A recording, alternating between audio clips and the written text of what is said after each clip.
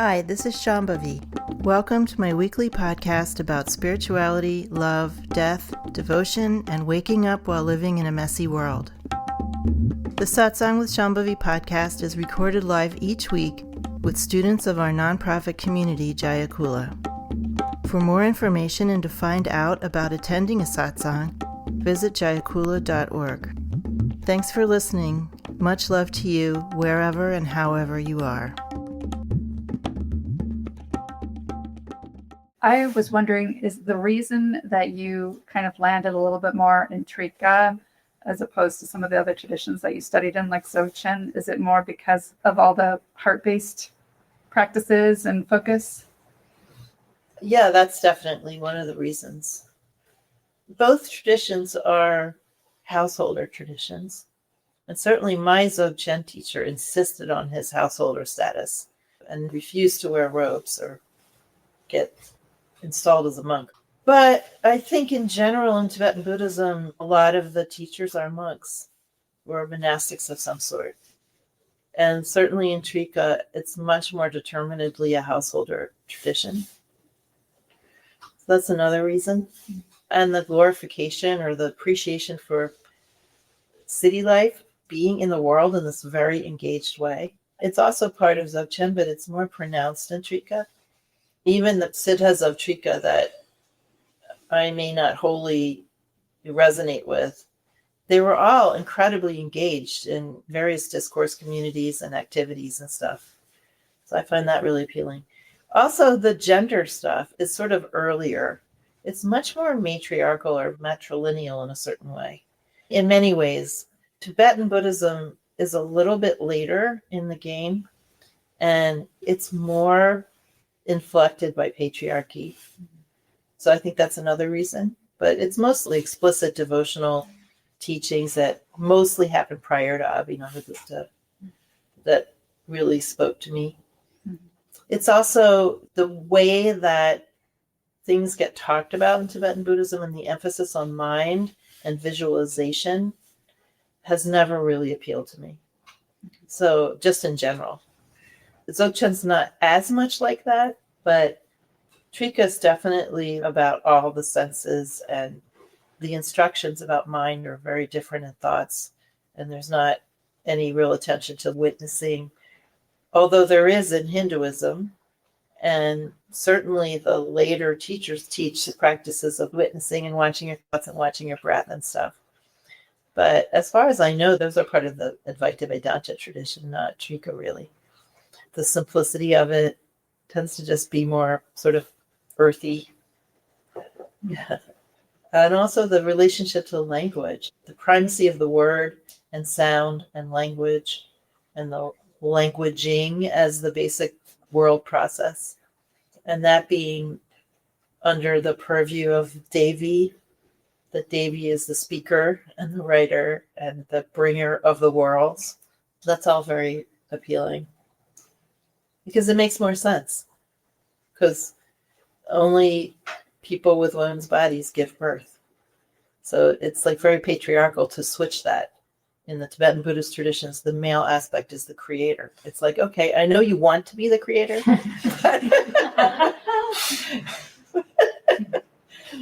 but it's sort of by fiat, you know. It's much more gendered than in Trika. Gender is much more of a hard and fast category in Tibetan Buddhism than it is in Trika. Where does God start and where does it end in our tradition? There is no creation story. We don't have one. Is that correct? There's no creation story, like a linear creation story. But there's a whole cosmology about how things come into being and go away. It's just that it's happening continuously. And linear time is one of the phenomenon or experiences that's being created by that reality. So linear time is not the ultimate experience of time. It's a limited local experience of time. Obviously, cultures have stories about in the beginning this happened and then that happened, and they're very linear stories, right? And in that context, you can ask a question of when did God begin? But in our tradition, God, or what we could call God, is actually reality itself. And reality itself is self-aware. The entire reality is self-aware and alive. And then it is producing within itself all these different experiences, including experiences of linear time, experiences of cosmologies that have a linear explanation. All of these things are being produced by this alive, aware reality, including you and me. And so there is a story of how that production happens. But instead of happening linearly, it's happening kind of horizontally, like in a plane, where there's just constant, infinite planes of becoming and unbecoming that are constantly happening. And locally, there might be experiences of beginnings and endings. There are, actually. That's what we call impermanence, right? But if we're talking about the whole thing, there can't be a beginning or an end, because it is existence itself. It's a way of talking about what is existence. So there can't be anything but that or outside of that, and that has no end or beginning. Can you talk about forgiveness so that we're like not holding resentment or something? Well, there's two aspects to that. There's this thing that my Dzogchen teacher used to usefully call instantly liberating appearances. And that means that you see through appearances instantly to see what's really happening for somebody. And when I was talking about all karmas being a way to connect, or a way to try to connect with others, to form connections with others, if someone's yelling at you, for instance, or they're desperately trying to maintain a connection with you, but they're doing it in all these super damaging ways. What liberating appearances means, on one level, it means seeing and feeling what it is the person is actually trying to do. And that gives rise to some compassion, or at least softens things. The ultimate liberation of appearances is only available to you if you have a certain degree of recognition of the natural state. But that means the instant recognition that everything is that whatever is arising is that natural state expressing itself. And then there's like no problem, really. But that's only on one side. On the other side, feeling resentment or feeling whatever you feel is also a secondary thing. So we have habitual reactions to things. That's our top level of reaction. Whether our habitual reaction is anger or sadness or anxiety, fear, whatever it is, it's our go-to. That's going to be our first thing, right? A burst of that. And we might just stay at that level, and it just keeps repeating and repeating and repeating. And of course, resentment is a really great example of that. Resentment's even a better example because resentment is very much stuck energy, and it's kind of easy to feel that. Resentment's kind of like a smoldering campfire that just won't go out. And it really does relate to how elements are expressing themselves in us. So we have these habitual ways of responding, and it's related to our constitution and related to various other karmas that we have. And we can approach that in a lot of different ways to relieve ourselves of those feelings. I'm not saying to fix anything with anybody else, but the alternative to trying to relieve ourselves with forgiveness is, for instance, getting help with balancing our doshas, doing practice that helps us to get more balanced and relaxed and spacious, drilling down through the top level emotions that we feel and getting into what is it that I'm really feeling. So I can give you a primary example in my own life. It's been going since childhood. It actually felt like it kind of mostly went away. And then because of recent events in the world, it's kind of reared its head again, which is feeling upset with other people for not treating each other better. And that can show up as anger. It can also show up in other ways, but because I have a Pitta constitution, it more often shows up in anger. But if I drill down below that, where do I get to? What's behind and behind and behind that multiple layers is my real desire for people to be treated well, and that very, very heart-based desire. So there might be anger or resentment or frustration out here, But if I drill down, it's like this very heart-based yearning. It's just yearning for people to be happier and be treated with more kindness. So if you can get to that thing from your resentment, what is behind and behind and behind it, that it's always something that feels softer. And it's always something aspirational. It's something we want. And it's not to get revenge. Revenge is on the outside, right? But behind and behind and behind those kinds of more superficial emotions are heart-based things that are aspirational and full of yearning and full of devotion. Always. So that's another way of liberating appearances, to get in there and feel what it is that's really motivating the external thing. But it's hard. And also just be a little easy on yourself too, because I know it feels like horrible to feel resentment. It doesn't feel good to you. That's why you asked the question. But we don't have control over everything, try as we might. And sometimes we just have to keep putting one foot in front of the other, doing our practice, trying to get back to the heart as best we can, even if we fail. And there's some poignancy in that even when we fail to do that, there's a poignancy about just making the effort, and a feeling of kindness towards oneself just for having made the effort, even if you fail. That's one thing about times like this, when things are very, very hard, is that they stir things up and they show us what's still in there. We thought it was gone, but nope. It was just weaker, so it didn't get triggered so often, but it's still in there. But that's how the process goes. That's why in mainstream Hinduism, this process of relieving ourselves of karma is compared to peeling the skins of an onion. You think you're done peeling the onion, and no, oh my God, it's not done yet.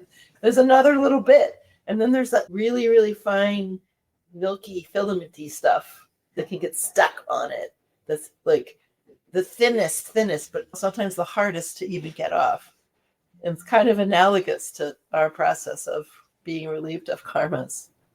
But we have to just recognize this is how it is.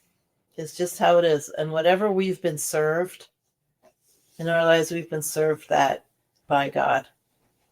Doesn't make it easy. I'm not trying to bypass this or make it easy. It's just what we've been served. There is no way around that. And if we can just approach that with some friendliness and practicality, that's a good life. Will you talk about death and the experience of it from our side? Well, our experiences of death are so varied. There's not an us that has like one experience of death. There's variations from person to person, from culture to culture, from time to time, and how we relate to death, for sure. And some people do not go gently into that good night. My father and his father both spent their whole lives afraid of dying and fighting dying. And even when they were in their hospital beds dying, were trying to rip things out of their arms and run away. Like crazy lack of just being okay with what is. And other people have a completely different attitudes. From the perspective of this tradition, the analogy that's always made is waves in an ocean. So waves are ocean. Waves are ocean. And they're made by the ocean, and they are actually ocean. So they arise, and just imagine yourself on the shore watching the ocean, which we all love to do. We love that impermanence. We love watching that change. The waves arise, and we can see the little swells happening. But if we really think about it, a wave has no edges. There's no definite line where we could say this is the wave and this is the rest of the ocean. The wave is continuous with the ocean, and it has only a quasi-independent experience. We can definitely point to something and say there's a wave, but it's not a separate individual. And then when the wave goes away, when it dies, it just gets pulled back into the ocean. Ma said it best. She said, nothing is ever born and nothing ever dies. So nothing is ever born means we never have an independent existence from the whole. We're always part of the whole. And nothing ever dies means that when this form goes away, we just become less conditioned. These things just go back into the unconditioned, And some patterns survive, and our strongest patterns survive and get plonked into other beings. They get reused. You can think of us as kind of like bundles of different patterns.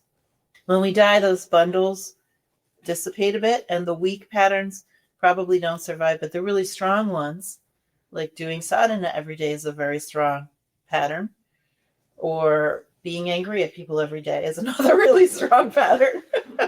So whatever's strongest has most momentum, and so it keeps going, and it can get reparked in somebody else or something else. When we do sadhana and when we do work to try to release ourselves of karmas, we're actually helping other beings too, just doing that work. Some people wonder or worry over the years. Periodically someone says, I'm worried that I'm being selfish by doing sadhana. No, actually, you're being incredibly generous. Because first of all, you're going to treat everybody better, and that'll be a blessing. And you might contribute more. Like when you die, you're going to be contributing good patterns to other beings. So I didn't carry my patterns back into my reincarnation. In the Tibetan traditions, they're just so into reincarnation. In the Hindu traditions, they talk about it, but it just doesn't carry the same weight as it does in the Tibetan traditions. The Tibetans have built whole industries around reincarnations.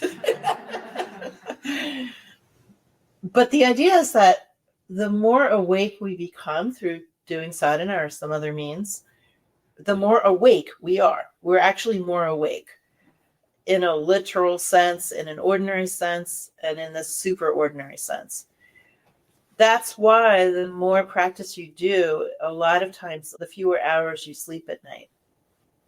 It's also why when you're going through periods of real opening or some more special thing is happening in your practice, you might not sleep for a couple of days. The experience that I've had of this is there's just nothing there to sleep. Like I couldn't identify anything in there that was like a person that needed to sleep. So there was no sleep happening. And you don't feel tired. It's just there's no sleeper. I don't know if that makes any sense at all, but you don't stay in that condition. I mean, even Ma slept. She didn't sleep very much, but none of us stays in that condition. We learn things from having been in that condition, and it definitely affects our form of embodiment, but it doesn't stay that way all the time. In any case, if we're just more awake, when we die, we're also more awake. And that comes in degrees. But the more awake we are, the more coherency there is in these patterns as we're moving through the bardos. And even though it's not like a soul, more things kind of stay together in this awake experience. And that's where we get the phenomenon of reincarnates. The reincarnation doesn't just mean anyone. Not everyone is reincarnated in the way that this is used. The way that us ordinary schlubs go through the bardos is, we break apart, the strongest things survive, and then we end up in some realm working through more karmas. If we have more awakeness, then there is a possibility that someone will be born who has more coherent memories of past lives or other lives. If you've ever watched a movie about reincarnation or read stories about it, you realize that even the great beings, the great reincarnates, they don't remember everything. They remember enough. They remember having done practice. They might remember some students that they had in previous lives. They remember some places where they taught and practiced. They have easier access to practice because it's almost like they're picking up where they left off. But they don't remember what grandmom said to me when I was 5. So there's not this sense of total coherency. Satsang with Shambhavi is produced by Jaya Kula, a nonprofit community offering opportunities to learn and practice in the direct realization traditions of Trika Shaivism and Dzogchen. If you enjoyed listening, please help us keep this podcast and many other teachings open to all by making a monthly or one-time donation. Visit jayakula.org to make a donation and explore more of our offerings.